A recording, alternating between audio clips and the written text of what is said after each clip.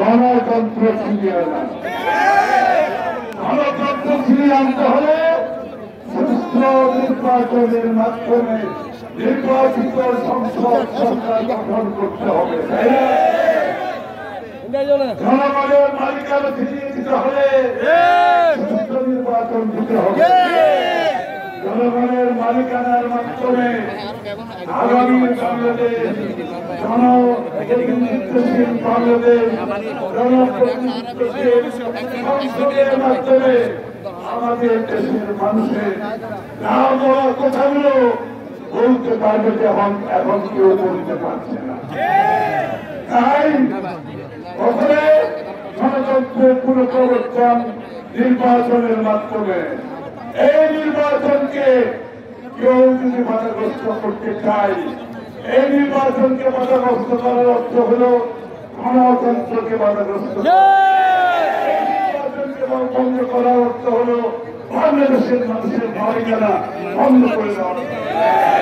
এই নির্বাচনকে বন্ধ করার অর্থ হল আগামীতে বাংলাদেশের মানুষের গণতান্ত্রিক রাজনীতিক সাংবিধানিক অধিকারের মধ্যে বন্ধ সৃষ্টি করা। সুতরাং ফেব্রুয়ারির প্রথমার্ধে নির্বাচন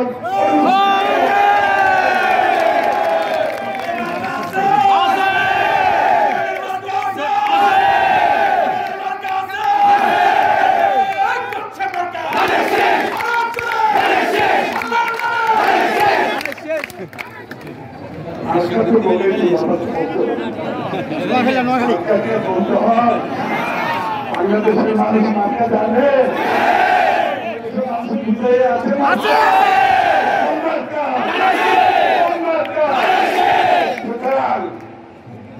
আজকে বাংলাদেশে তাদের শিশুর দোয়ার,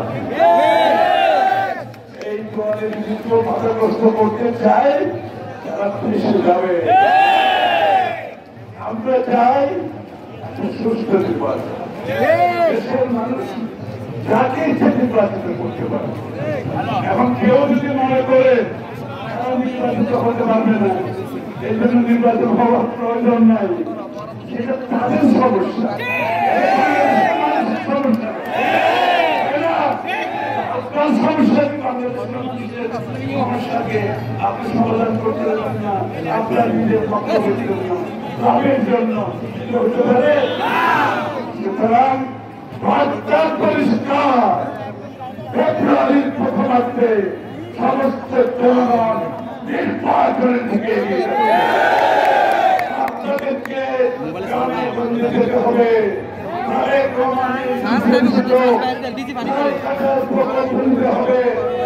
প্রত্যেকটি এলাকায় যত খাল আছে ইনশাআল্লাহ আমরা খালগুলো কেটে আগামীতে পানি নিষ্কাশন, সেচ, যানবাহন, অস্ত্রজাত এর মাধ্যমে জলাবদ্ধতা সমাধান হবে ইনশাআল্লাহ।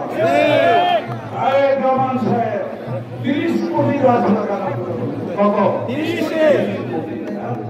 একজন থেকে 10টা পর্যন্ত করবে, 10টা করবে, 10টা গাছ লাগাইতে পারবে, 10টা গাছ লাগাবে, দেশ করতে হবে যেটা সকলের অবদান থাকতে হবে। এই জন্য রাজনীতির সাথে সাথে আমরা অর্থনীতিতে গণতন্ত্রের কথা বলছি, অর্থাৎ অর্থনীতিতে সবাই অংশগ্রহণ করতে হবে ইনশাআল্লাহ। বাংলাদেশের স্বপ্ন দেখাচ্ছেন, আমরা সবাই মিলে সেটা বাস্তবায়ন করব। সবাইকে ধন্যবাদ।